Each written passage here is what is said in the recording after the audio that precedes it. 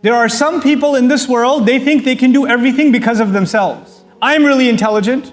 I have a really reliable car. I'm a really good driver. I know the best way to get there before I get late. All the reliance is on myself. The reason I have a successful business is because I have a really good business plan. The reason I have a good job is because I went to a good school and I got a good GPA and I have a good resume. So it's all about relying on yourself. And they have these, it's actually a hundreds of millions of dollars of industry of this, the self-help and self-motivational industry, which the beginning and the end of it is you can do anything.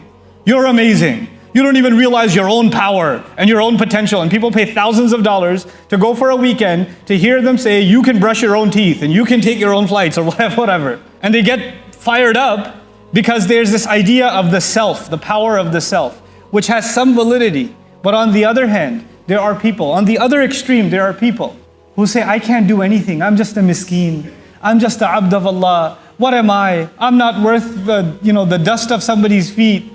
I'm nothing. I'm made of turab. I'm made of a nutfa, like Allah describes this humble, pathetic creature. Then I can't really do anything at all. They have no self-confidence at all. And they say, Allah does everything, I do nothing. Allah does everything, I do nothing. And these people, you know what ends up happening? They do nothing in life. And when nothing happens, they say, well, Allah decided nothing should happen. So they blame everything on Allah. On the one hand, you have people that rely none on Allah, entirely on themselves. And on the other extreme, you have people who rely only on Allah and put no effort themselves. This ayah, among many in the Quran, is an ayah of balance. You have to make commitment. You have to take action. إِنِّي فَاعِلٌ ذَلِكَ غَدًا. But you're the same one who has to understand that your commitment and your action and your capability is in the hands of your Rabb. And He will only grant it to you when you try to fulfill it. When you make the best of your efforts. Sometimes your plans and Allah's plans are the same. Sometimes. Sometimes you decide to go somewhere and Allah decides to let you go also.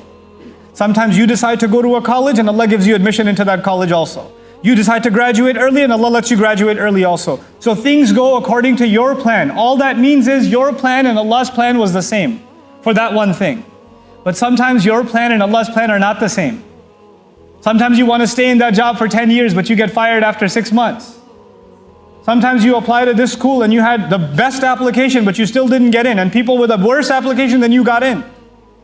It happens. Sometimes your plans and Allah's plans are not the same. These ayat are recognizing that not everything will go according to my plan. I will still have to make a plan. I will still have to put in the effort. But at the end of the day, it is Allah who will decide whether this plan will come through or not.